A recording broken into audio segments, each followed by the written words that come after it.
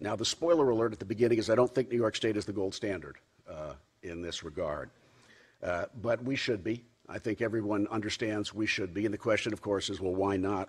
Why are we not there? And I would submit that it won't become a national model. We won't reach that point where we will all look proudly at the state of New York law in terms of anti-corruption unless we address some serious and systemic challenges that we have in our system, from my perspective. It is true that in recent years, in 2014, the legislature did pass certain amendments to criminal statutes around corruption, including bribery and a corruption law. But any positive gains on this issue, I think, has to be given great credit, and I want to give that credit when it's due. Yet those measures, as many may remember here, were really a half measure, a compromise for disbanding the efforts of the Moreland Commission to conduct deep investigations and recommend systemic reform. It's my view that our state's reliance on federal authorities to safeguard the integrity of state and local government is inherently risky public policy and also is inherently in tension with the federal system of sovereign states. And the first has to be, to me, to eliminate outside income for legislators and pay them a wage that's sufficient to do the job they have, to do it well, without having to navigate a minefield of conflicts. The idea of a full-time legislature doesn't have universal support. I completely recognize that. And some have even commented to me that there actually isn't enough work for assembly members and senators to do to justify full-time pay. But I disagree. The many elected representatives that I know in the Assembly and in the Senate, I admire them. They work hard and long hours for their constituents.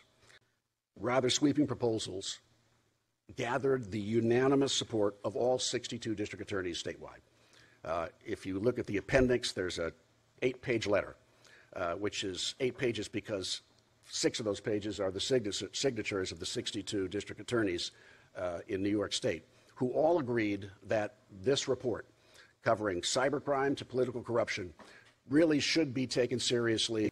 Transactional immunity. Don't have your eyes glaze over. New York State is the lone state to employ an utterly nonsensical automatic transactional immunity requirement that every witness before a New York grand jury automatically receives full immunity for anything they testify about and anything related to that testimony. Now, this special protection, which you could call an immunity bath, makes prosecutors reluctant to call before the grand jury the very people who know most about corruption for fear of giving them transactional immunity, a lifetime pass for their transgressions. The uncorroborated testimony of a jailhouse informant made behind bars is legally sufficient to charge the person making that statement, but the testimony of 10 accomplices working with the defendant in a political corruption case is not. Now, I'd like to devote the remaining time this morning to the topic of campaign finance reform, which I've come to learn is actually a critical aspect of criminal justice reform. When you are a public servant, even if you are receiving perfectly legal and ethical campaign contributions under state law, those contributions can prompt regrettable aspersions about your decision-making and independence. Raising the Bar, which was CAPI's detailed independent report, helped me identify ways to reduce the appearance of conflicts of interest and increase transparency in our fundraising efforts. But perhaps, I think, importantly, it illuminated what I believe and experienced from my personal situation may be best practices for all 62 district attorneys in New York to consider. I do think, though, that the trend toward public financing and trying to